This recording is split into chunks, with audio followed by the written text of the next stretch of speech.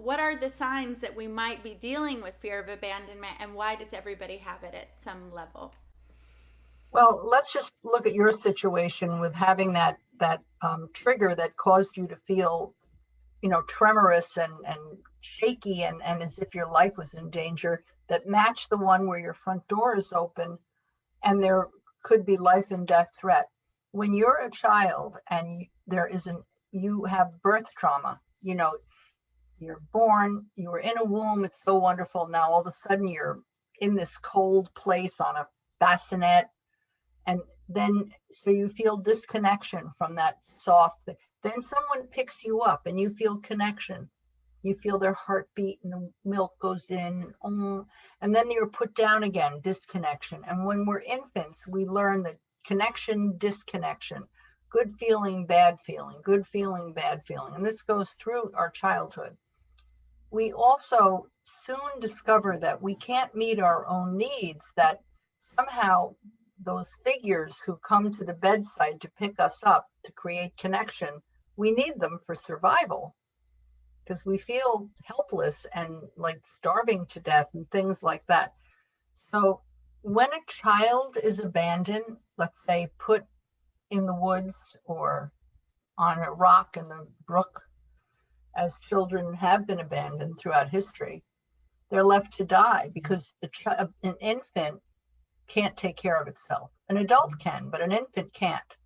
So there is, with abandonment in infancy, there is the likelihood, the fear of death. It's life and death. We need a caretaker. It is essential to our survival. So the trust that builds is shaky because sometimes they're there and sometimes they're not there. We scream and that brings them to the side of the crib, and sometimes we scream and they don't come. So it's a shaky process, and we have lots of fears built in. But then in your case, your mother left in a very traumatic. That's very traumatic. Then she came back. So in coming back, now you have to trust. Now it raises the stakes because now you know what she could potentially do or what it could potentially feel like. So now you're in an anticipatory trying to calm yourself and be okay, but in an anticipatory trying to trust, trying to, whatever you needed to do to cope.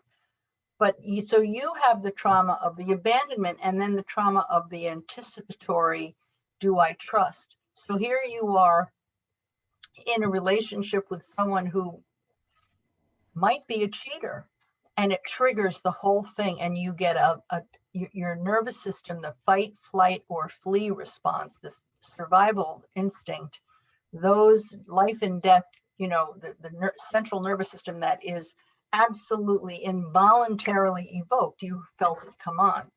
And then as a gift, fate had your front door open so that you could realize that you had had a primal fear and that you could know that within you, even though you can't remember the time that this fear was developed or the experiences, perhaps many of them that fed that, doesn't matter. You never need to remember the actual events, but the emotions are still part of you, and it doesn't make you crazy.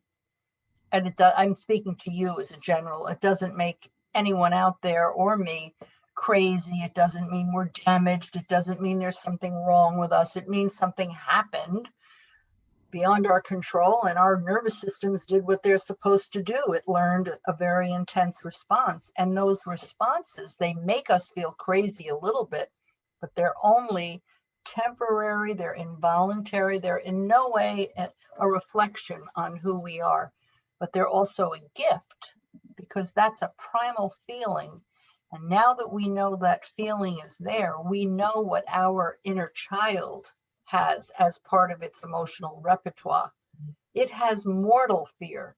It isn't just a little afraid of maybe being alone or lonely. No, it has a life and death fear of betrayal or of abandonment.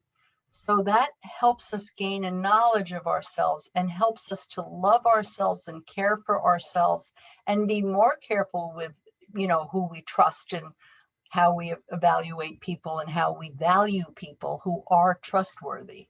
So Mm. it's a gift to make that discovery.